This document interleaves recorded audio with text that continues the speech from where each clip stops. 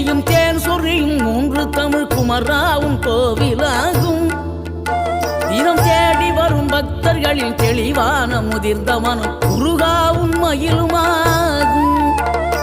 வேடனூறு கொண்டு பெருவேங்கை மரமாகி நின்ற வென்றீர் அணிந்த முருகன், நீ வாடுகின்ற உள்ளமதில் வற்றாது அருள் சேர்க்கும் வானோர்கள் போற்றும் தலைவன்.